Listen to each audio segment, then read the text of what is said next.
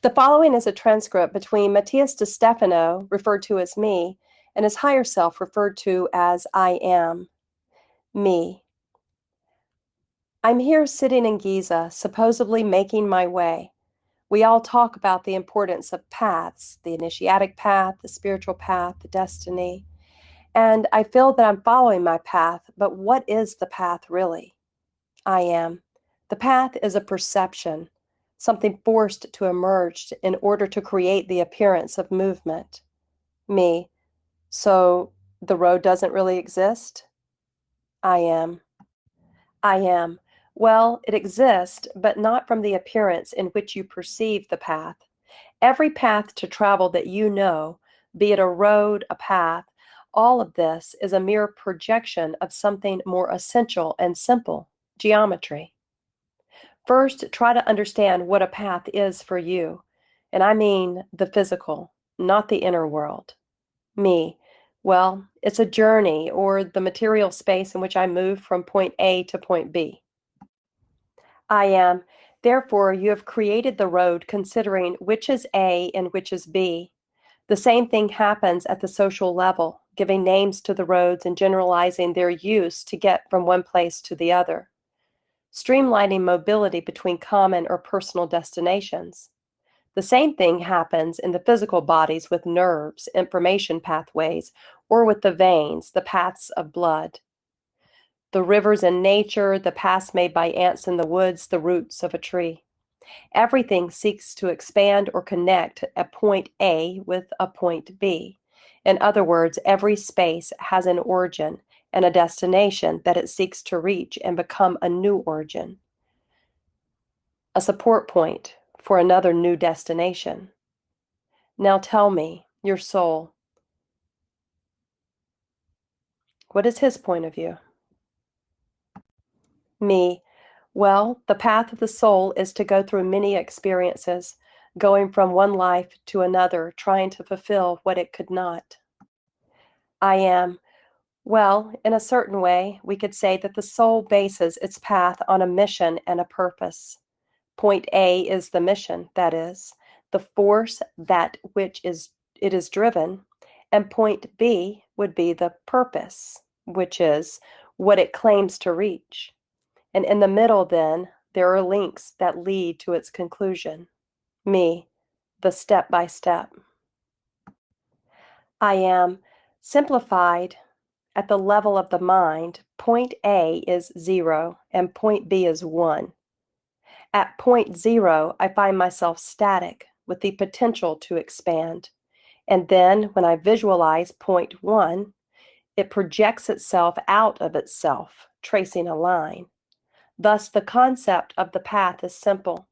It is the set of possibilities that generate a wave of positive and negative curves that drive the void to become full, from nothing to everything.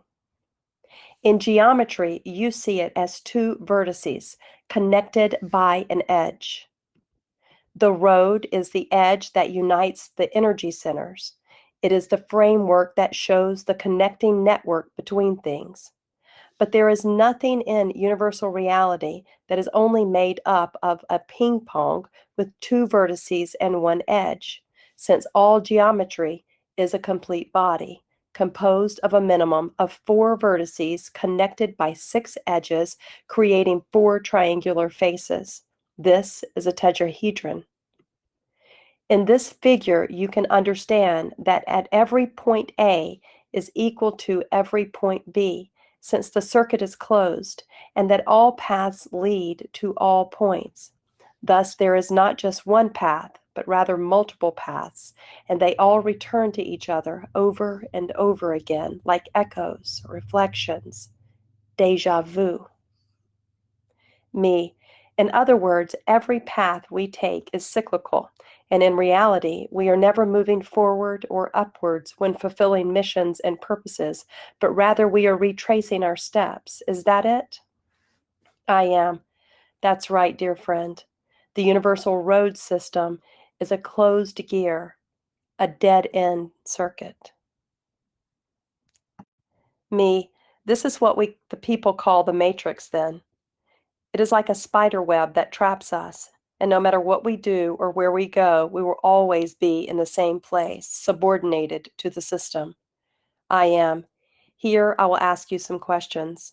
First, do you know the system well? I do not. I am.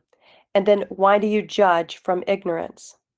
If you do not have a superior proposal, try to study and recognize the system first. And second, do you know what is after the system? I do not. I am. So why do you think it's trapping you if you don't know what's behind it? Whatever seeks to be free is because he knows that there is a freedom beyond, but you don't know that there's a freedom. I do not. I am. And what if the freedom that you possess is part of the same system? Me. Good point. I am. The only fact that makes the concept of freedom exist is because there is a counterpart, which is the deprivation of said freedom. Thus, if you do not know what destiny implies that freedom, you cannot ensure that it exists. And since all freedoms that you have known and on which you base yourself are mere projections of the same closed circuit system. Me. So I want to understand. I am. Good. It'll take you this lifetime and more to understand it, but I'll try to outline it from the most human perspective possible. The point zero, or A, of the origin needs to be projected into its dual in order to create options of itself. Thus, it is polarized, projecting itself to point 1, or B, in which it is contemplated. The echo of the creation generates the first path of positive and negative ways, but the projection is unfeasible for evolution since it is infinite round-trip gain without any growth. For there to be growth, there must be understanding and overcoming, getting out of the circuit and generating an opening of imperfection or contemplation, which allows error or obstruction of it. Thus, from zero, a new one arises, called two, which is the observer of the process. We could imagine that this is a game of tennis in which two players pass a ball constantly, and each one sees his point of view, his reflection. However, by adding a third member, that is, a judge or a referee, who observes impartially the play, this makes up a triad, the Trinity. The observer will make a difference, changing the roles, warning the times, projecting his version of events. But there is a superior observer, one who sees everything from all possible perspectives.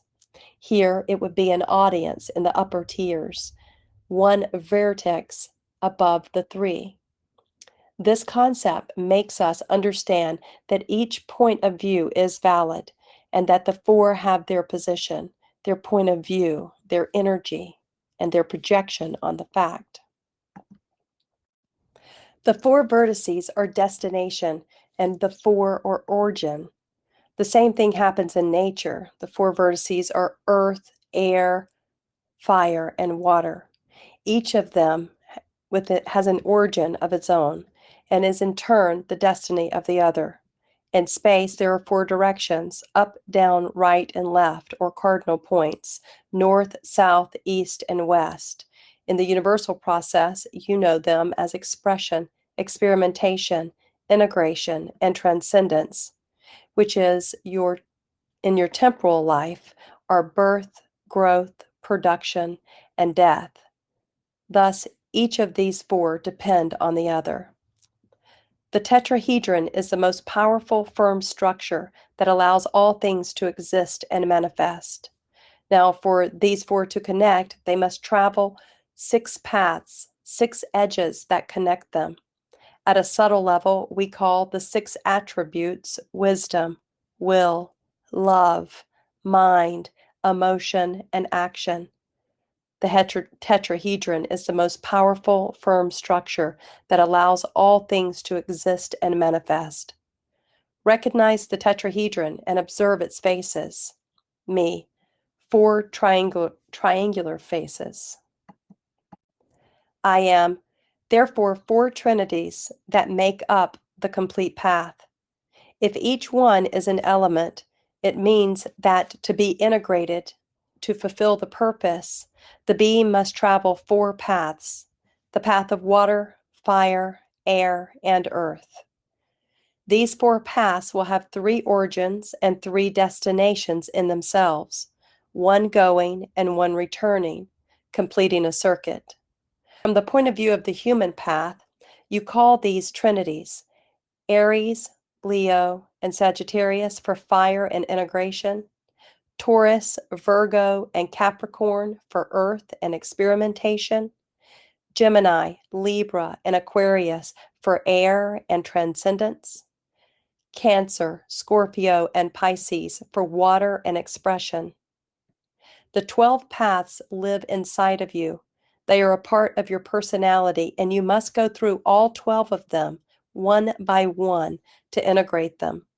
Now, if each one of them is the origin and destiny of himself, it means that the 12 must make their way to and fro through all 6 attributes.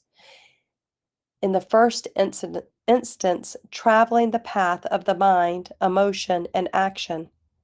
And in the second instance, the path of wisdom, love, and will, the edges of consciousness. Therefore, 24 paths in total, 12 positive and 12 negative. Me. Wait, so basically the design of the tetrahedron is the diagram of our inner world, of everything that we must go through inside us? I am. And this gets a little more complicated, I'm afraid to say. Well, once you do all of this from the perspective of Aries, then when you die, you have to be born to do it from the perspective of Leo, and then Sagittarius, and then Taurus, and so on, weaving everything 12 times. Me. How many times must I be born and die to complete the circuit? I am 12 times 12. That is 144. Me. 144 lives? I am. Is it a lot? Always seemed like a little to me. Obviously, that's taking into account that you have done well. Me. And what is good? I am. Without wanting to run away from yourself, to seek that absurd external freedom. Me. So the system, the matrix, is basically me? It is my being, my own construction? I am. Very good. Do you see how ridiculous it sounds to break free from a system that doesn't really exist because you are yourself? Of course, each tetrahedron is inside the larger one, and you can thus go toward infinity. A cell is an organ in a body is a human in a family, the family in a society, which is in a culture, in a country, that is on a continent, that lives on a planet, that is in a solar system with a star cluster within a galaxy arm, that is within a galaxy that is a fractal of a cluster of galactic within a cosmic arm with the reality that is within a dimension, which is within a dimension cluster of time. I could go on. This gives the feeling that there are systems above us that control us. Me, tied, and it seems endless. I am. And yes, that's why you have to take care of yourself, because you are a fractal of that. And the more that you get to the edge of space, you find time. And there you go to nothing. And you meet the subatomic level and back to you. That is the closed circuit. But you are that circuit. What you do over and over again is improve your perception and skills within the circuit. You cannot escape from yourself. The universal consciousness is one. It is the mind. Me. When I ask myself what my destiny is, then the answer is always I. I am every aspect of myself. Getting to know each other is an arduous task because we only think that we know each other. We think that we know who we are and what we're capable of doing.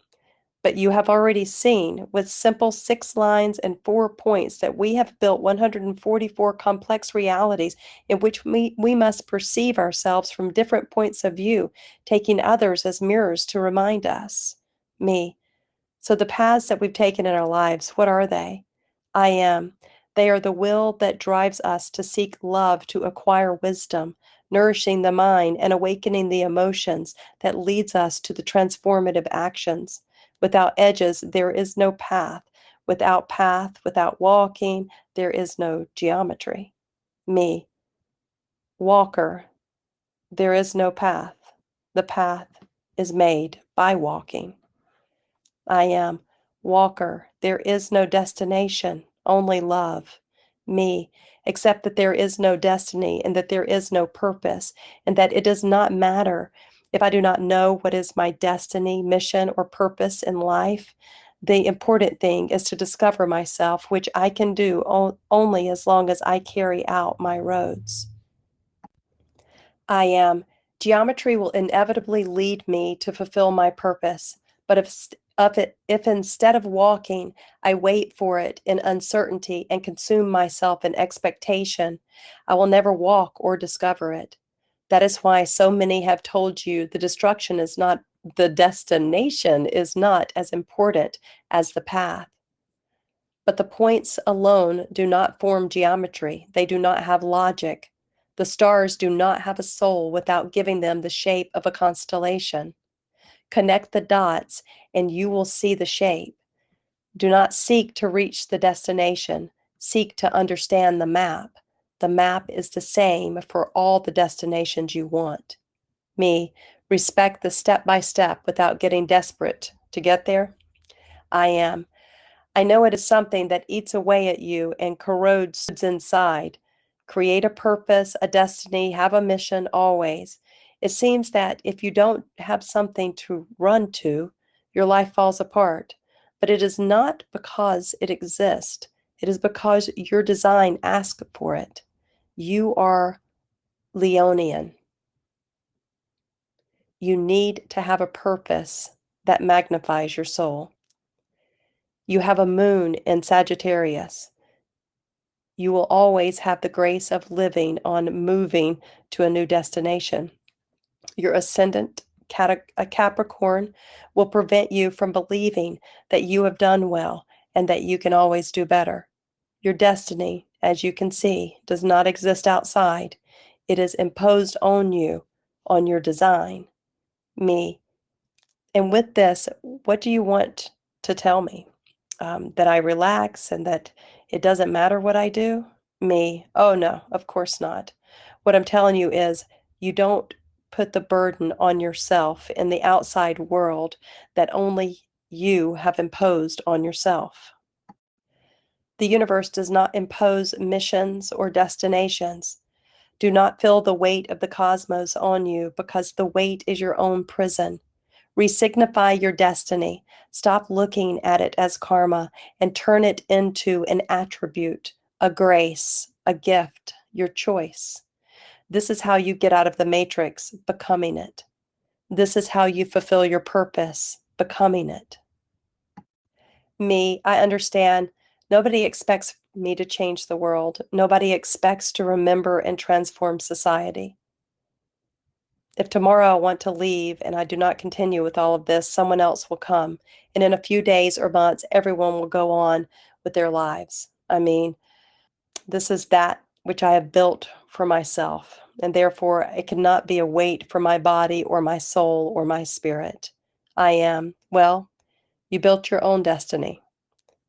Me, because I am the way.